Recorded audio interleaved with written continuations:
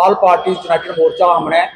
5 अगस्त 2019 के बाद जब हमारी रियासत यूटी में बदल गई तो उसके बाद लोगों पर जो एक किस्म का डर, भय और रिप्रेशन टाइप आ गया था, उसके साथ डेमोक्रेटिक राइट्स लेने के लिए हमने इस मोर्चे का आगाज़ किया था, जिसमें तकरीबन सारी पार्टियां इसमें शामिल हुई थी। और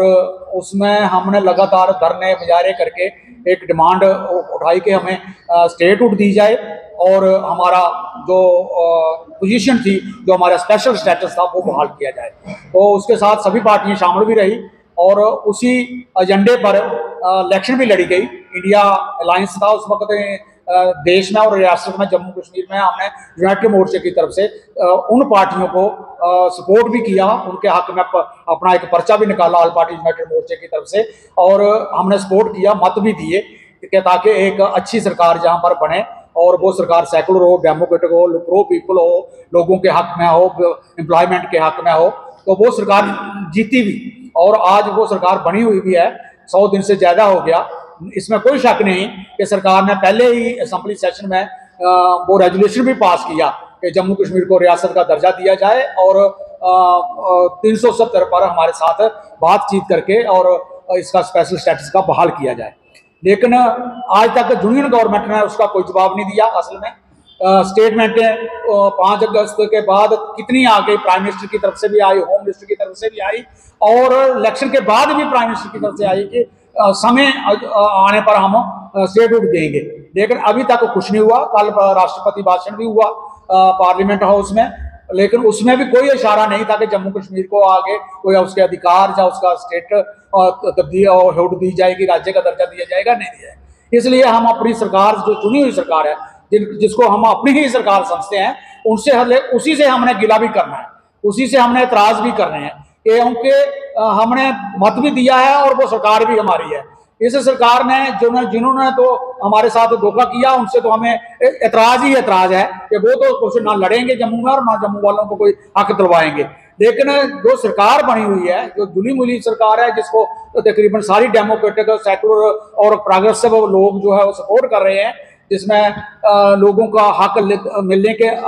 उम्मीदें भी हैं, लेकिन जो सरकार बनी उसने अभी तक प्रैक्टिकली कुछ नहीं किया। आज सब हर तरफ से आवाज आ रही है, लोग मायूस होकर बैठे हैं, चाहे वो ट्रांसपोर्टर्स हैं, चाहे वो टैक्सी ड्राइवर्स हैं, चाहे वो दुकानदार हैं, चाहे वो अनएम्प्लॉयड हैं, बेरोजगार हैं, चाहे वो डेली वेजर हैं, चाहे वो आशा वर्कर्स हैं, चाहे किसान हैं, चाहे हमारी माइनिंग लूटी जा रही है, जहाँ ठेकेदार आ रहे हैं, जहाँ पर ठेकेदार अपनी मर्जी से जहाँ काम कर रहे हैं और जहाँ से रोजगार भी अपनी मर्जी से दे रहे हैं, जहाँ लोगों को कुछ नहीं मिल रहा है। इसलिए हम सरकार से जो पुरजोर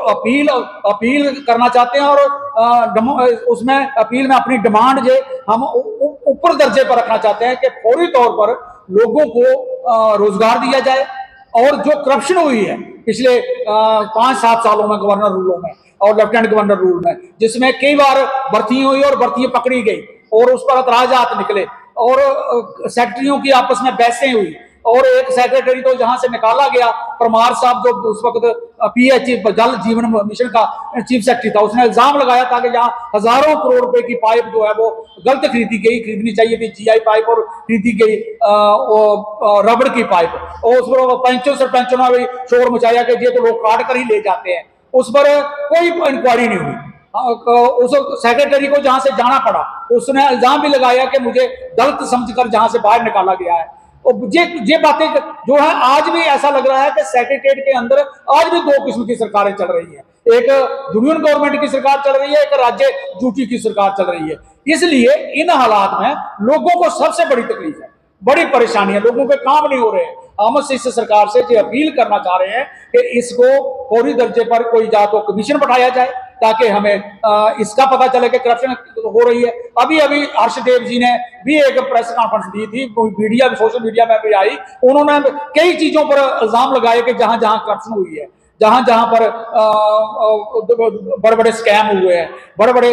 लोगों ने लूट मार की हुई है। लेकिन हम उस सब की एक एक करके डिमांड नहीं करना चाह रहे हैं। हम ये कह रहे हैं कि एक इंक्वायरी कमीशन बनाया जाए, जिन जिन डिपार्टमेंटों में ब्यूरोक्रेसी ने धांधलियां मचाई हुई थी, करप्शन की हुई थी, भ्रष्टाचार किया, वो लोगों के सामने आए।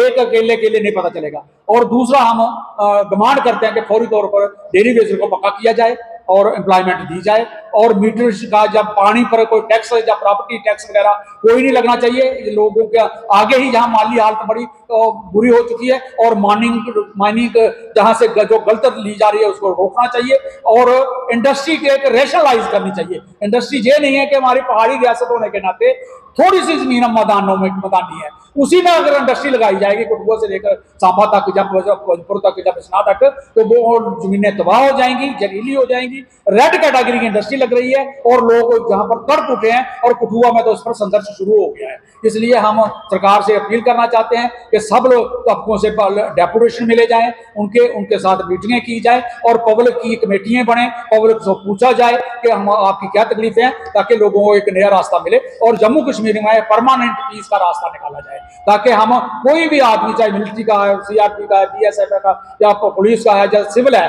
तो हम कोई भी आदमी जो मरता है वो दुख होता है, कोई नहीं मरना चाहिए। तभी हम समझेंगे कि डबल जहां पर पूरे पीस हो चुका है। धन्यवाद, शुक्रिया।